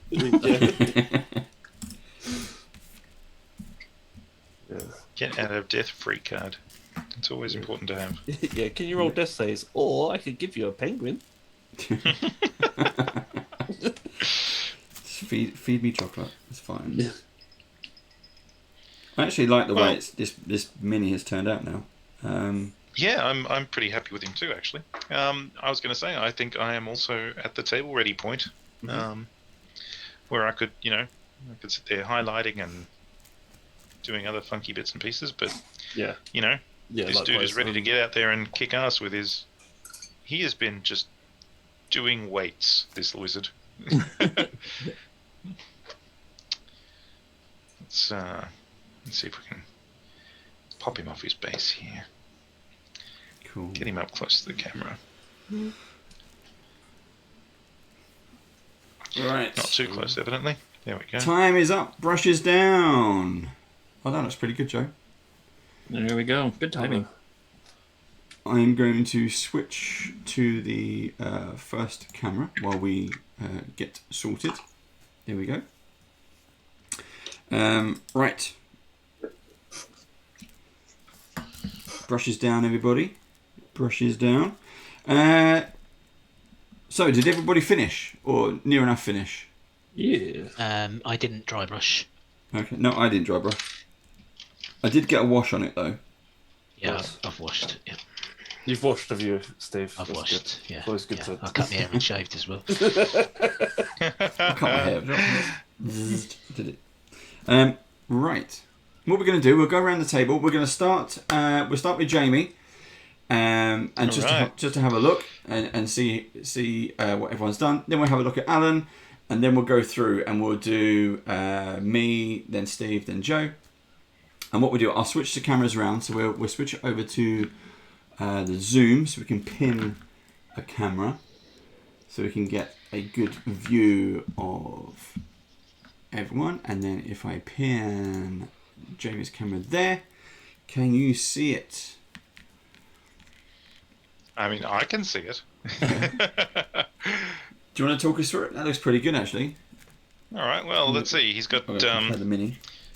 So look, it all starts, I think, with the blended cape, going from green right down to a dark blue, and then everything sort of shaped up around that. So I've given him a darker skin tone and a bit of a gold tiara to contrast to that. The spell effect I've shot through with some metallic paint as well as the wash that I put over it. Mm-hmm. So it's got some interesting sort of crackling coloured lightning in there. Didn't get a lot of time to do all the details on his belt, which bothers me. I will go back and do that later. But there's some really thin, ultra thin lines on this particular mini, though, aren't there? There are. I mean, that's like hair width. And I think you can just see a little bit of the sparkle on his magic boots there as well, which I'm pretty happy with. Nice. So yeah, look, he's come out all right. I can't complain about that as a first go. And just I still can't get over the amount of bare barbarian-esque power in this wizard. Yeah. All right. Cool. Right, I will. Who's next? Unpin. Alan. Here we go. All right.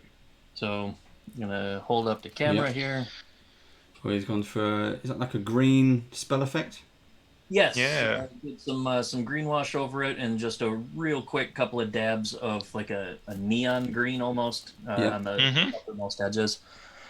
Oh, sorry, we've just flicked out of camera there. What's happened? Rotate around. There we go. Yeah, he looks great.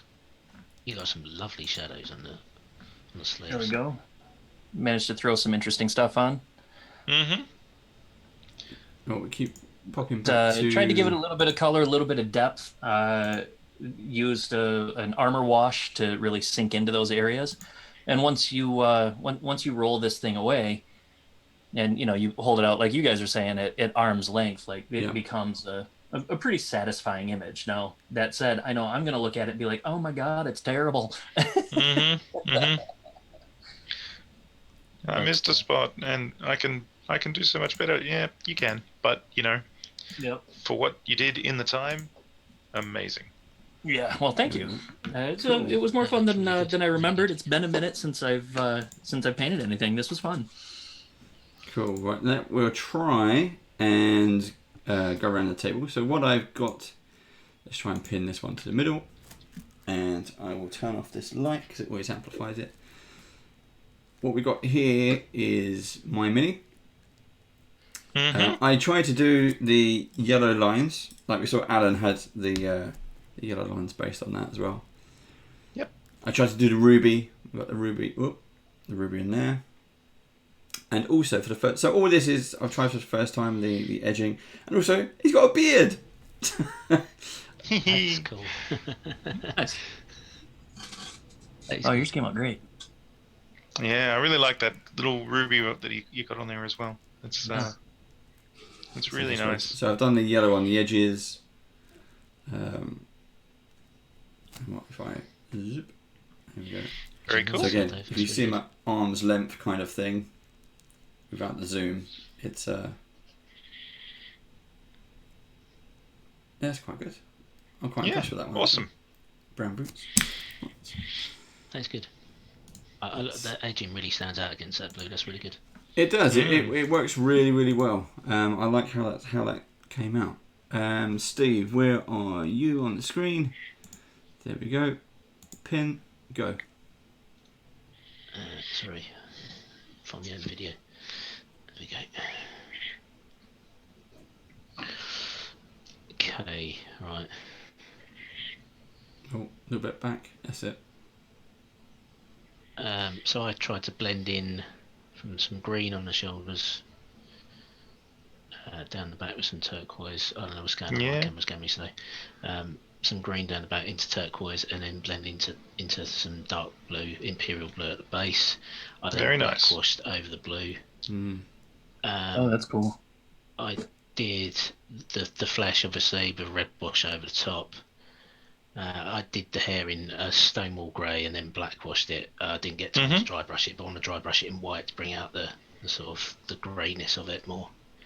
The middle there, you can't see it very well, but it's done in the leather brown, and I've picked out some of the detailing with the silver. It's got a sepia wash over That's that. good. And then Very nice. the magical effect I did with a violet ink.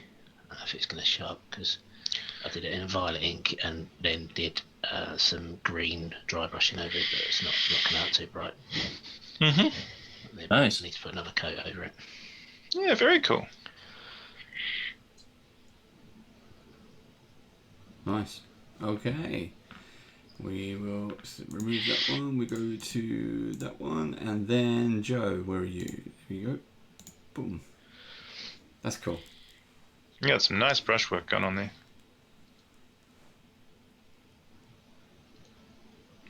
Oh, But you're muted, you're so- on mute, Joe. So we can't hear you. There we go. Right. Hello. Apologies. Talk us through it. So I actually googled what contrasts well with dark blue, and it said a sort of gold or bronze. So that's what I went with for the edges That's on there. nice. Yeah.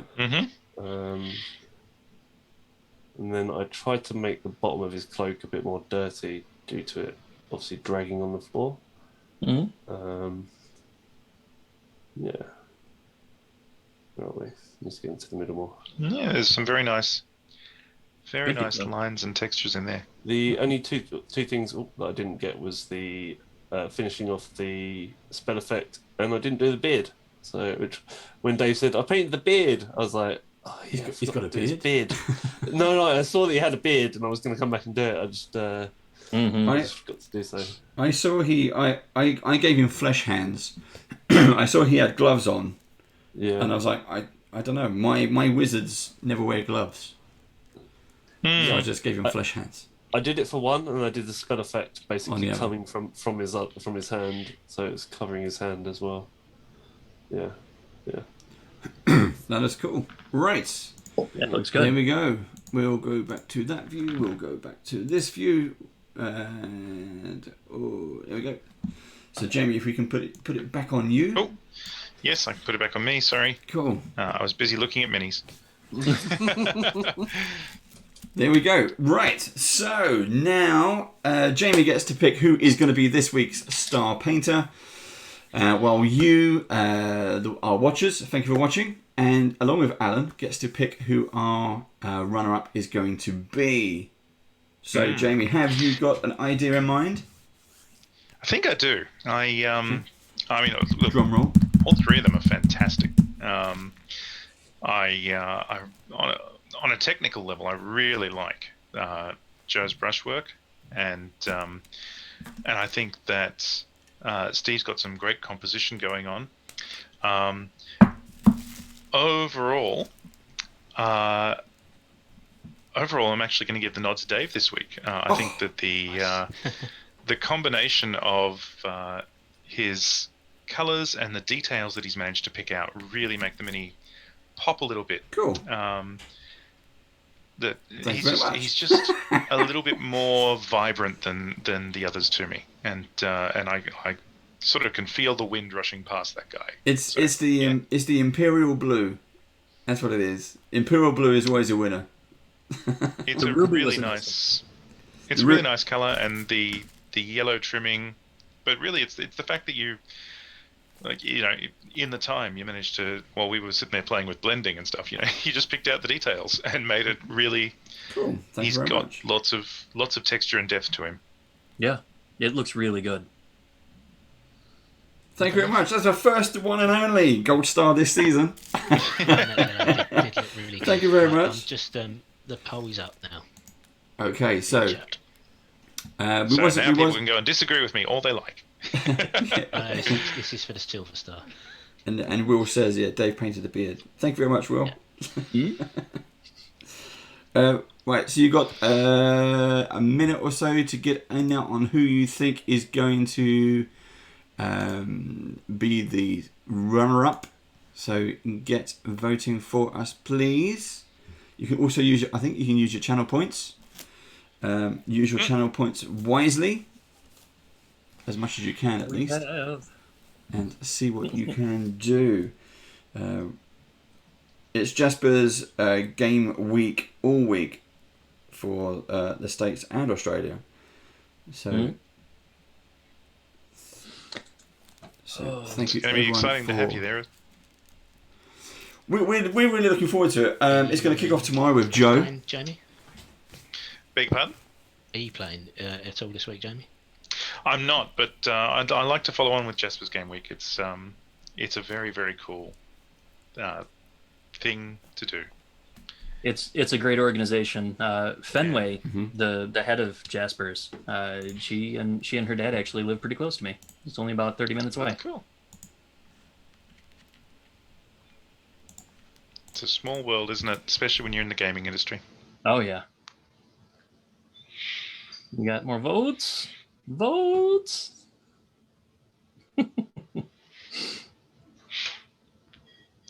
Hey, you people who are listening, but haven't actually come over and clicked on anything, come and click on something. Just pick the name you like better out of Steve and Joe. Go for it.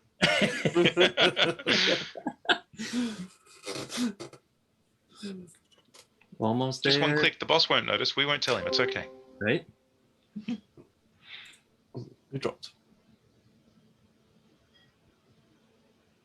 Did Steve just drop? I think we lost Steve. Oh dear. Oh. The poll has ended, so maybe we did. Well, Dave, you want to give Steve a moment to reconnect here? Thanks to NF_games for following as well. Oh, Dave's muted, I think. Dave's muted. It's all going Pete Tong, so you know. We're having a nice bevy of technical issues today. I'm still, but I was muted. That was why. But I'm still here. Here he is. He's back. Hey, Steve's back. There we go. That was a crash.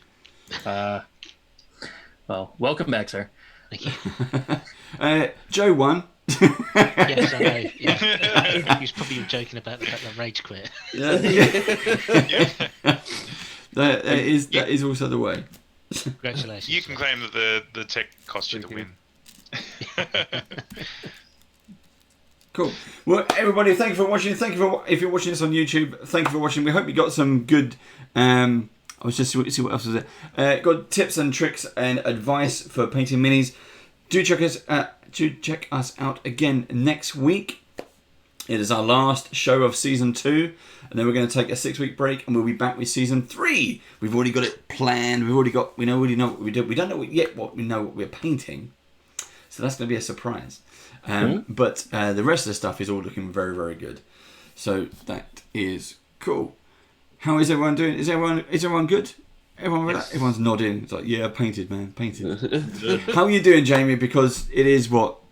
Are we at 9 a.m. yet?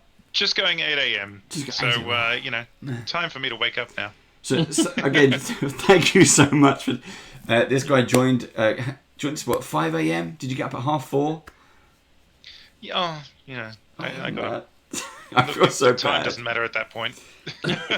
Yeah, I feel so bad.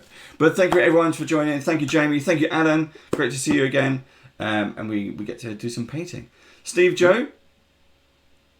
Yep. We'll see you later. Yes. See you tomorrow at 10 a.m. Yeah. UK time for Jaspers. Joe's going to be the first on. Then Wednesday you have me. Thursday you have me. And Friday you have Steve. Yeah. Woo. Yep. Have fun this week, guys. Going to bed. All right. See you all. Thank you very much. Until next time. Bye-bye. Bye-bye.